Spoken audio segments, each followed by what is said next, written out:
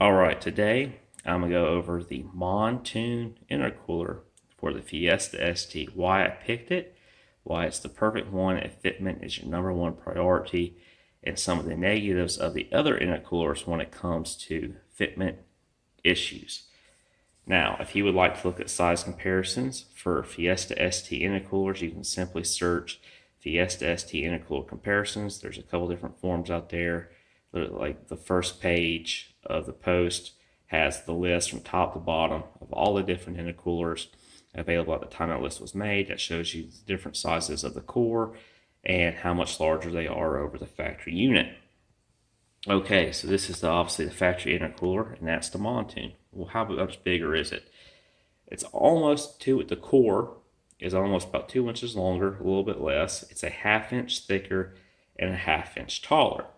Now, pretty much all the other intercoolers out there come in at a whole inch thicker, 3 inches thick over the 2 inches. Mountune's 2.5, and come in at 3/4 of an inch to a full inch taller. Factory unit's 5 1/4 inches tall.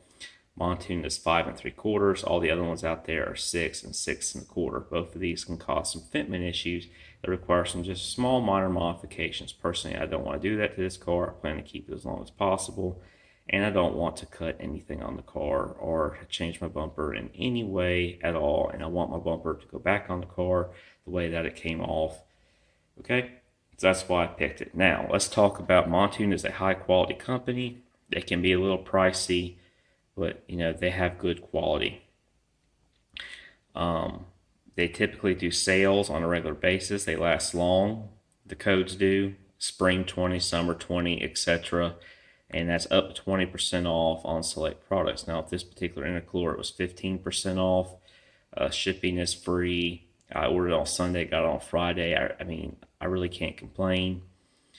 So overall, I'm happy with it. Unboxing it, it seems like a high quality unit. It was well packaged. Now let's talk about the Mountune intercooler just a little bit based on there's a little bit of change from when it first came out to where we are at now. When this unit first came out, I believe it was a tube and fin style construction versus now it's a bar and plate style construction. If you would like to see the original one, search Fiesta ST Ford Performance Intercooler and you'll see some pages with the original unit. Also, you could go to the UK page, Mountune, and you'll still see that tube and fin style design. To give a brief difference, tube and fin is a lighter weight construction. Air flows through it better, but because it's lighter weight construction, it heat soaks more easy. Bar and plate is a more sturdy, heavy duty construction. It can definitely take a harder hit if you were to hit something.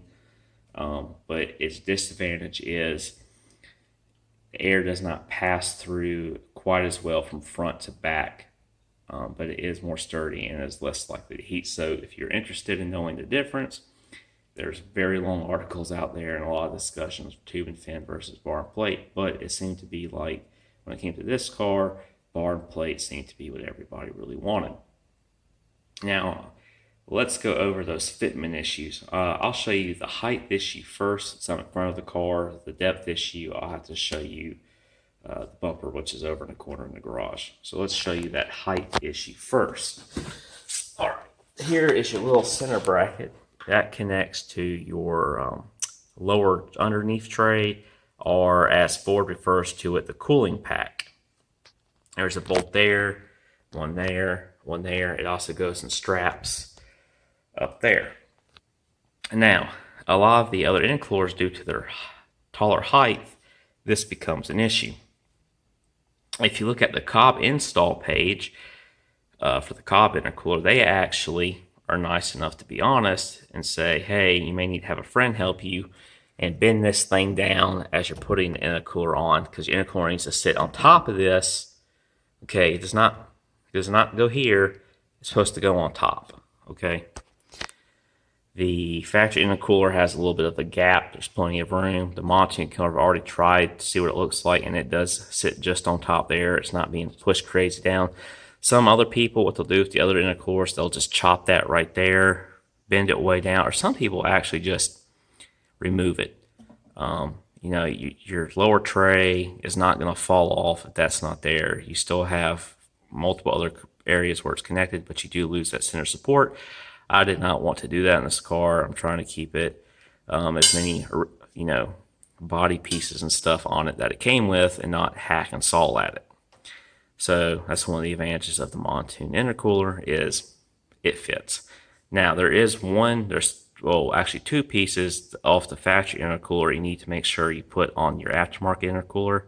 And let me show you that right quick. You have these little rubber caps that sit, well, that's actually, I got them on there pretty good, so I'm not going to pull them off. But there's these little rubber caps. They sit right there.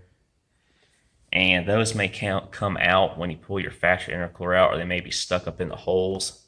They sit up in that hole right there. They kind of sit up right up in there.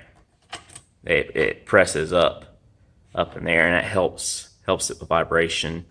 And I assume that's what it's for. It helps it kind of sit in there. And then your bolt comes up through the bottom, which is where it connects to your bracket on your intercooler. So just make sure you take those off, whether they come out your factory unit or stuck up in the hole, because the aftermarket ones don't come with it. Let me show you the bumper and kind of go over of where the depth issue comes into play over the stock intercooler. And with the Mountune unit, it's not an issue, but with some of the aftermarket ones, it can definitely press on the bumper, especially on your intakes. You're in the intakes, which is really the biggest difference between a lot of these other aftermarket intercoolers, because they seem to all have the exact same measurement, which probably tells me they're all using the exact same core. It's just the intake design is a little different. So here's the bumper of the car. So this bracket, the grill, you can actually pull this out, grab it in the center, and it will pull right out with clips. With some intercoolers, they actually say, hey, go ahead and pull that out. And that's because this back side pushes up on the intercooler intakes, and you can just pull this completely out. You'll still have your vertical bars that these are sitting on, but all your horizontal bars, including this side piece, all will unclip and pull out. And with the CPE intercooler, which is a good quality unit, it's basically the same thing as the Whoosh V3 version 3 intercooler. A good quality unit. It's a large unit, and it actually recommends in its install that this needs to come out. At least they're honest with it. Let me show you the back side. This is your back side of the bumper. Like I was saying, that piece will come out if you pull that center bar, the horizontal grill out. That whole corner comes out. All that comes out. You just lift those vertical bars that they sit on, and that gives you a little more room, so your intercooler is not pressing on it. That's not going to be an issue with the Mountune, because it is a 1/2 inch thinner than pretty much all of your aftermarket units. Let me go back to the front of the car and just kind of give you a brief example, in my opinion, of what intercooler you should choose based on what you are trying to do with your car. Alright, so what intercooler should you choose? If you have the stock turbo, fit and fitment is your #1 priority, Mountune intercooler is the one you should get. If fitment is not your #1 priority, you're still going to run the stock turbo, and value, how much something costs, is your #1 priority. The Whoosh V1 intercooler comes in at $299. There's also a few other brands that are basically the same thing for around the same price, or it's the exact same intercooler, all made in some Chinese factory somewhere. If you want to run a 300 horsepower Fiesta ST, upgraded turbo, something that's like the S280, some type of hybrid, not going to run auxiliary fuel, the CPE intercooler or the Whoosh V3 are both perfect intercoolers for that. They're heavy, large, and it can deal with quite a bit. You may have some fitment issues, like I went over the height, the depth issue. Some people say it fits perfect, and some people have to modify things. I think it really just comes with what people are willing to deal with. Now, if you're trying to go for a 400 horsepower Fiesta ST, this is big turbo, auxiliary fuel, all that. Bravo Alpha intercooler is the one to get, and I'll show you where that mounts, because I actually considered that intercooler and decided that, why am I going to do that with the factory turbo? That's just dumb, especially when I don't really intend to upgrade the turbo on this car. The Bravo Alpha intercooler actually bolts to this bar. It goes all the way up from the bottom all the way to the top. It gets rid of all of your factory mounting. There's not a whole lot of modifications necessary other than you're totally changing where it mounts to, but it comes with a bracket that connects it to that bar. How your hoses connect on the end are a little bit different. Some people have to modify it, some people don't, but if you're going for that 400 horsepower Fiesta ST, that is the one to get. Mountune is great for the stock turbo, and it's probably honestly okay if you're just upgrading the turbo and you're not trying to get the absolute most out of it, because the original one, the tube and fin, definitely not, but now this one's a bar and plate, and they do sell it with their turbo upgrade that they sell. This one is probably enough for that. Anyway, I hope this video helps somebody understand the differences between the different intercoolers out there, and if fitment is a concern, why this is the one that you should get. And there's tons of install guides out there. There's not just, obviously you have your videos out there, you have your forums out there, but also a lot of these manufacturers have also really good write-ups that you can download on your phone, print out, or do whatever you want with, that honestly cover pretty much everything with some basic tools. Pretty much anybody can do this. The most difficult part of taking the bumper off, or it's not really difficult, it's frustrating, and putting it back on, it's simply going to be here in your corner area. You have 3 bolts that go in from top. There's a middle one and one below that connect back to your fender, and those are probably the trickiest to get. You can get 1 or 2 from up top, and the other one you get from the bottom. That one in the center is kind of not the funnest to put in. These bumpers, the bumper has locating pins on it. It has holes that it connects to back up into the fender and stuff. So really you can put this bumper back on by yourself. It will kind of hold itself back on. Just get one side started and the other. The tray, this is your lower cooling pack or just lower tray, whatever you would like to call it. Ford calls it a cooling pack, part of the cooling pack.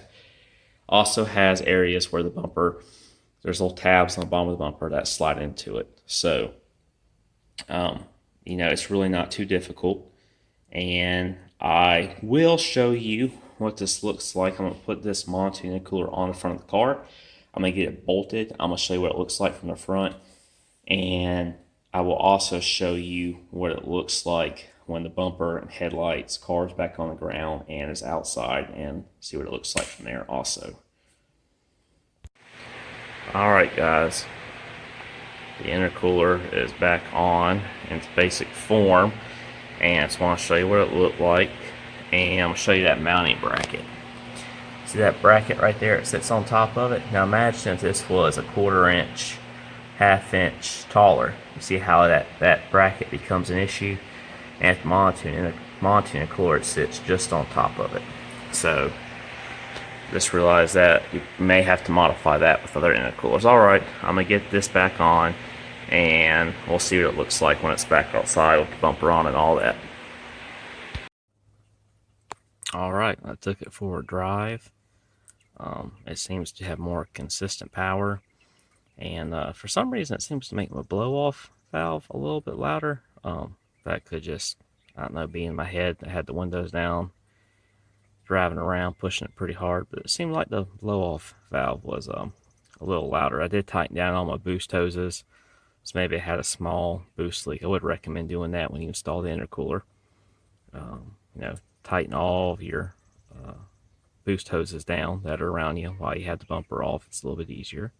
But here you can see it. It doesn't push up against the bumper at all. Perfect fitment. It goes end to end. The core goes all the way end to end. So there's no end tank showing, just the core. On the internet, it looks pretty glossy. I would consider this maybe like a low satin, a little bit more than flat, but it's definitely not glossy. So anyway, I hope this video helps somebody. Overall, I'm happy with it. Perfect fitment. Bumper doesn't push up on it at all. overall, I think this is a great upgrade for your Fiesta ST, and it's a good quality part. Definitely a pro if you plan on keeping your car. All right, y'all have a great day.